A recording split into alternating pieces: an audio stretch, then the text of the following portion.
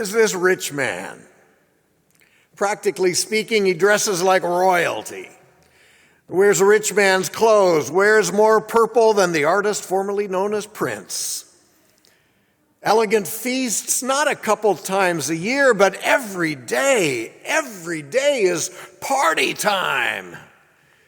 He lives in a gated community, big iron gate at the entrance, to make sure there's a big, high, thick wall between him and the riffraff.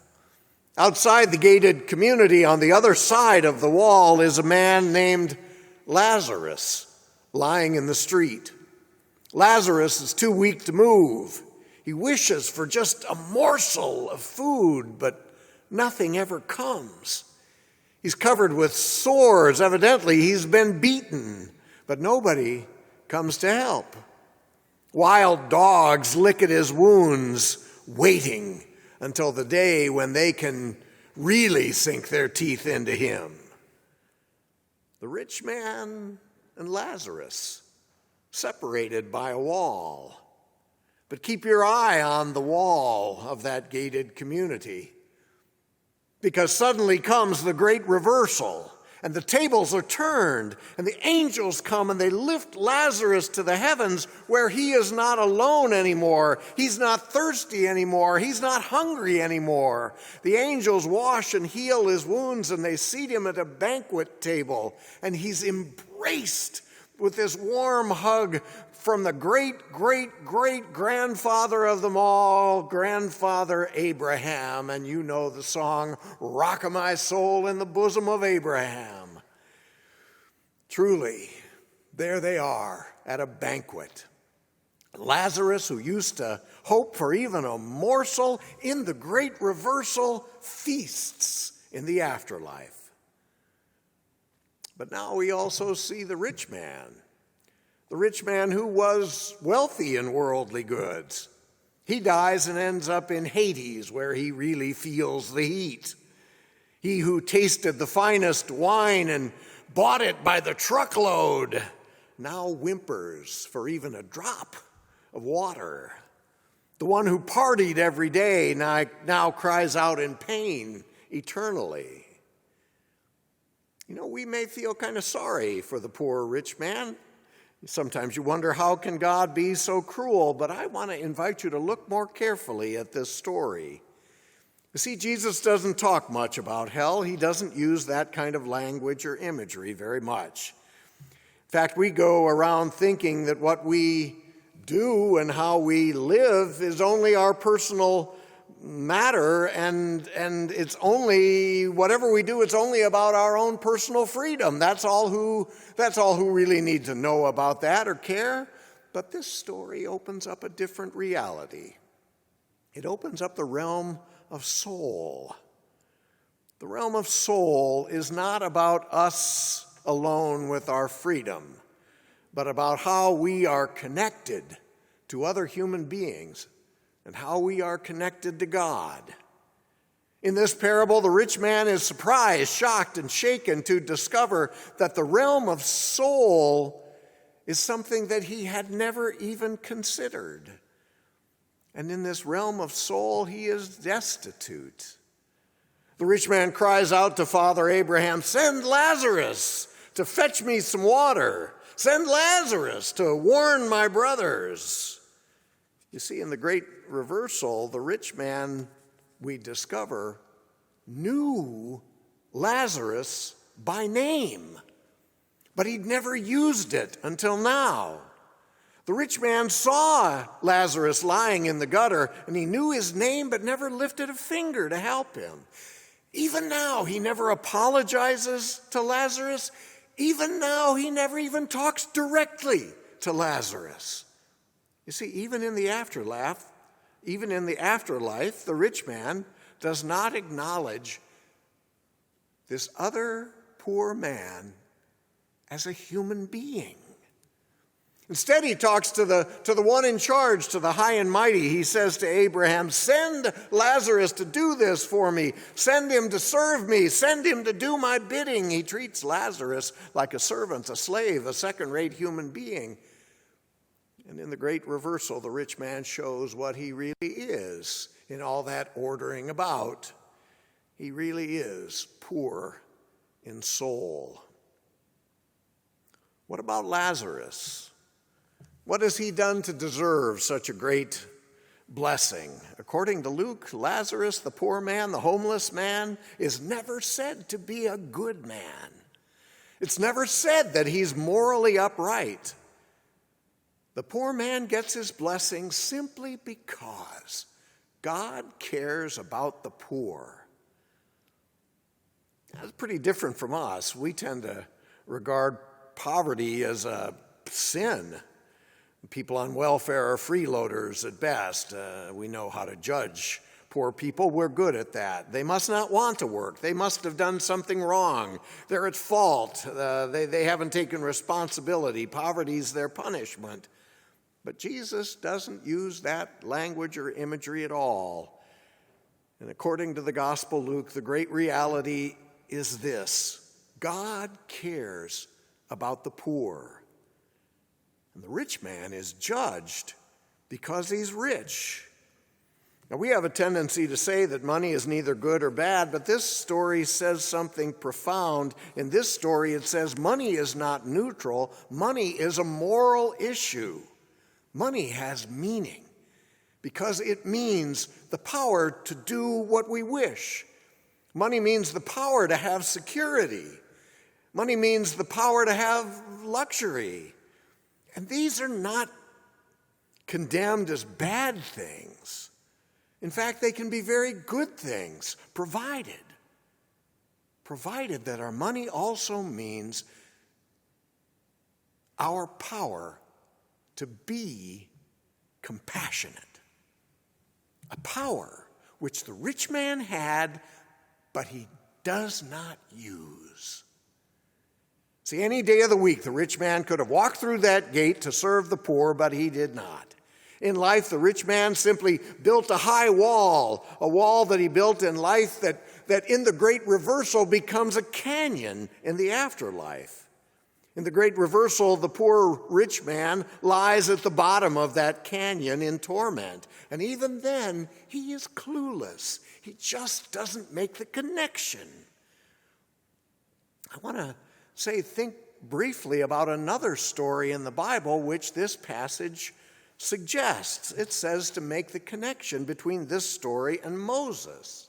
Because that wall, that fence in this story functions like the plagues in Pharaoh's story in Exodus. In other words, we make our choices, and the choices over time shape our character. But if we practice being hard-hearted, we end up judging ourselves, and we end up living into the world that we have created. So the rich man, like Pharaoh, makes hard-hearted choices, choice by choice by choice. It determines his character until he can't change. You see, we become what we practice in life. And if we practice being hard-hearted, then that is what we will become. And we then cluster together with other people like us, because birds of a feather flock together. We cluster together with other people who form their character, character by character by character. A community forms a community of hard-hearted people who become a country of hard-hearted people. It becomes a world of hard-hearted people. And what if the world we are building is as poor in soul as this poor rich man? If that's the case, then we end up building our own hell. And we have to live in it. Human hard-heartedness, practiced long enough, hardens our hearts permanently, and we can't get out of it. It shapes the world in which we live, and then we live with the consequences of our choices. As I said, Jesus doesn't really talk much about hell. It's rare. But what if this parable is not so much a warning about the afterlife as a warning about this life? How much do we build walls to protect ourselves from seeing the hungry, from catching the eye of the desperate? What do we do to create a world of hard-heartedness that we live in. Parables are amazing, the parables of Jesus, because they confront us with the fact that there are elements of existential seriousness in everyday life. There are realms of life that the culture around us doesn't seem to acknowledge even exist. They've been blocked from our vision, and yet there is a transcendent dimension to life that has eternal meaning. There's a transcendent dimension to life about our relations with other human beings, especially the poor and the vulnerable around us. The parable suggests two dimensions in the realm of soul. And one of the great tragedies of the story of the rich man is that he never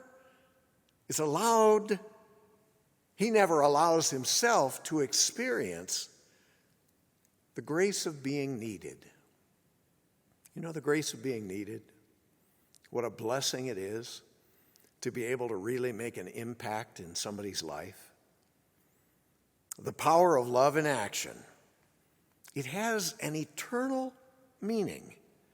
And the poor rich man is never able to enter into that blessing, the blessing of the grace of being needed. And then here's the greatest tragedy of all. When we live like this poor rich man, separated, walled off, above it all, distant, we never get to look Lazarus in the eye. We never allow ourselves to experience the mystery, the glory, the wonder of another human being. A human being right in front of us. A transcendence that has something to do with infinity, the infinity of God. And it's right there. And he never experiences that otherness of the other that speaks of the divine otherness of God. When we don't see brother or sister or friend or neighbor, we become more and more afraid in the world. And the world feels foreign and distant, and it feels constantly like a dangerous place. And then when we have practiced that kind of world long enough, we make our own hell. This is a parable of a great reversal.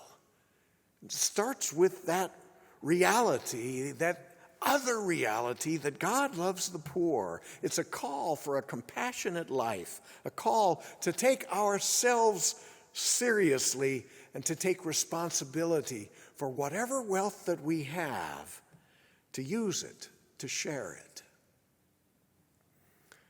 One time I went on a mission trip to Mexico, and we went from our little extremely poor village to another village that was even poorer, and we had a worship service there.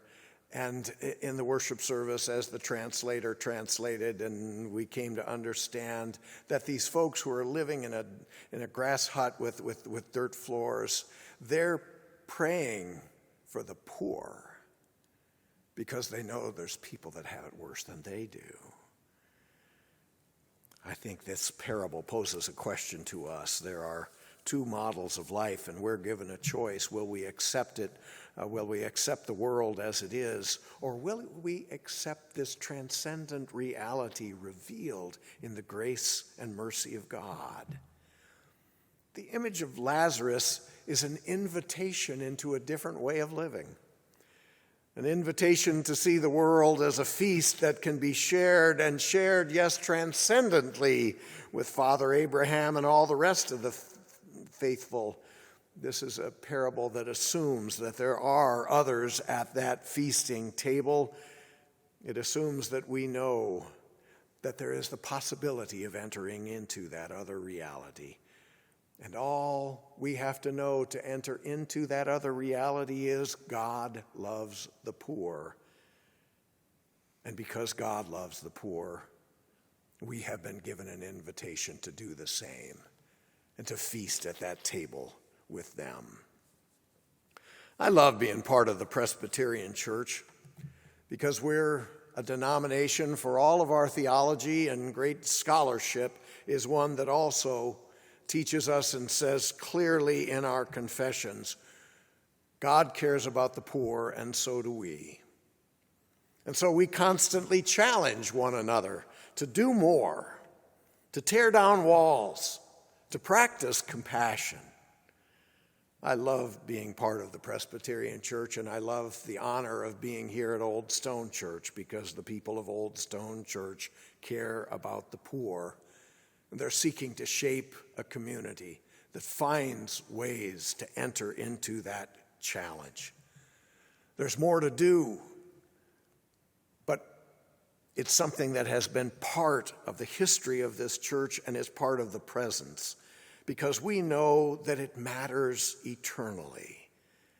But even more than mattering eternity, it matters now, because we have that opportunity, that option, that possibility of looking up into the eye of the poor around us and discovering that Lazarus is looking back at us and smiling.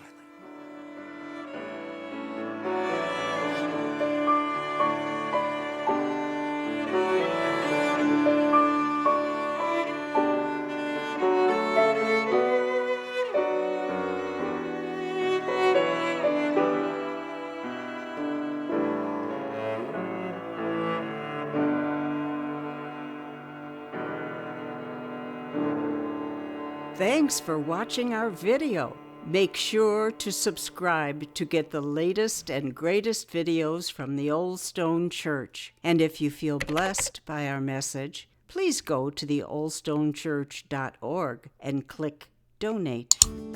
God bless you today and forever. The Old Stone Church. We've been loving Christ and serving City since 1820.